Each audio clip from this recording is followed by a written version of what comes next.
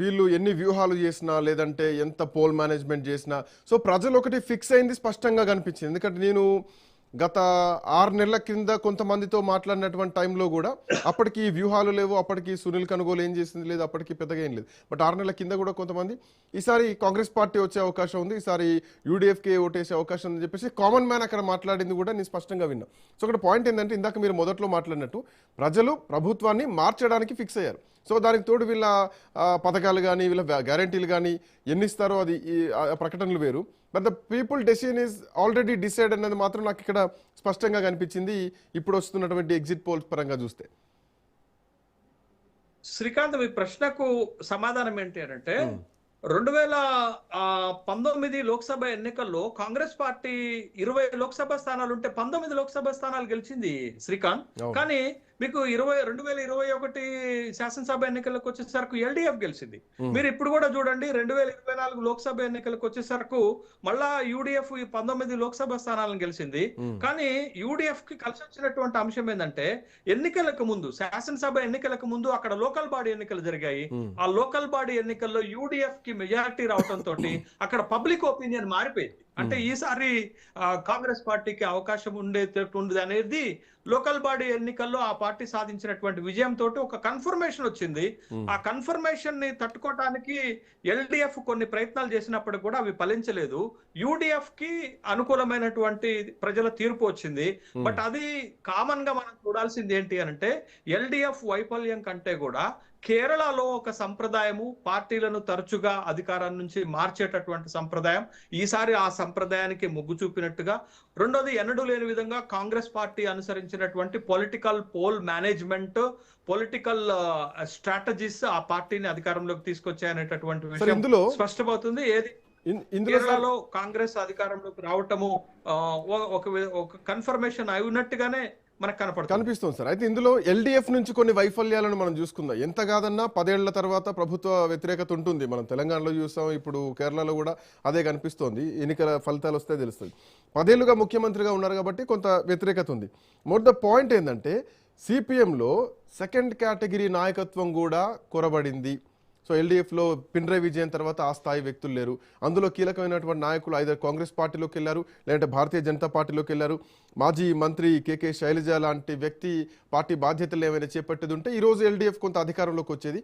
ఇందులో కూడా కొన్ని స్వయంకృత అపరాధాలు ఉన్నాయి ఎల్డీఎఫ్లో అన్నది కూడా ఒక ప్రధానమైనటువంటి అంశం పార్టీ వర్గాల్లో వినిపిస్తోంది. దీంట్లో కొన్ని వాస్తవాలు ఉండొచ్చా? ముఖ్యంగా గతంలో అచ్యుతానంద్ ముఖ్యమంత్రిగా ఉన్నప్పుడు ఎల్డిఎఫ్ ఒక రకంగా ఉంటే పినరయి విజయన్ వచ్చిన తర్వాత ఎల్డిఎఫ్ మరొక రకంగా మారిపోయింది. ఎల్డిఎఫ్ పినరయి విజయన్ కేంద్రంగా కొంత అవినీతి ఆరోపణలు రావటము, కుటుంబ సభ్యుల యొక్క ప్రమేయము, జోక్యము ఎక్కువ కావటము, ఆ ప్రభుత్వం పైన విమర్శలు రావటం ఒకటైతే, రెండోది సెకండ్ కేటగిరీ నాయకులను ఎదగకుండా పార్టీలో చేశారనేటటువంటి ఒక ఆరోపణ. మీరు చెప్పినట్టు కేకే శైలజ 2021 ఎన్నికల్లో ముఖ్యమంత్రి కంటే ఎక్కువ మెజార్టీతో గెలిచినటువంటి శాసనసభ్యురాలు. ముఖ్యమంత్రి పినరయి విజయన్ 50,000 ఓట్ల మెజార్టీతో గెలిస్తే కేకే శైలజ 60,000 ఓట్ల మెజార్టీ తోటి గెలిచినటువంటి సందర్భం ఉంది. అయితే ఇది అన్నిటికంటే ముఖ్యంగా 2019, 20, 21 కోవిడ్ వచ్చినప్పుడు, కేరళ పెద్ద ఎత్తున కోవిడ్ ఎఫెక్ట్ అయినప్పుడు ఆరోగ్య శాఖ మంత్రిగా కేకే శైలజ చూపించినటువంటి చొరవ, కేకే శైలజ ఆరోగ్య శాఖ మంత్రిగా తీసుకున్నటువంటి నిర్ణయాలు మొత్తం దేశవ్యాప్తంగా కూడా మంచి పేరు ప్రఖ్యాతలు వస్తే, తర్వాత కేకే శైలజని పార్టీలోనే అణగదొక్కేటటువంటి కార్యక్రమాలు చేశారు. కేకే శైలజకి పెద్దగా ప్రాధాన్యత ఇవ్వలేదు కాబట్టి ఆ విధమైనటువంటి అభిప్రాయాలు పార్టీలో కలిగాయి.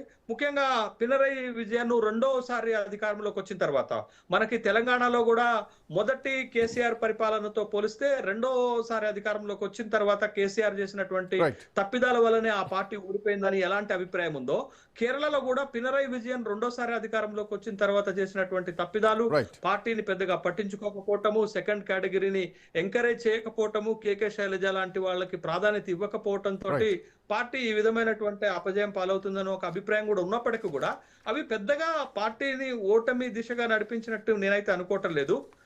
కేవలం ఎల్డిఎఫ్ అక్కడ ఓటమి చెందటానికి ప్రధాన కారణం అక్కడ ప్రజలు మార్పును కోరుకోవటం ఆ రాష్ట్రంలో ఉన్నటువంటి సంప్రదాయం. రెండోది కాంగ్రెస్ అనుసరించినటువంటి political strategy, poll right. Management అనేది, తర్వాత సామాజిక సమీకరణాలు కాంగ్రెస్ కి కలిసి రావటం తోటి కేరళలో విజయానికి అతి దగ్గరగా కాంగ్రెస్ పార్టీ నిలబడింది అనేటటువంటి అభిప్రాయాలే వ్యక్తమవుతున్నాయి Srikanth. Thank you Seshu sir, thanks for joining.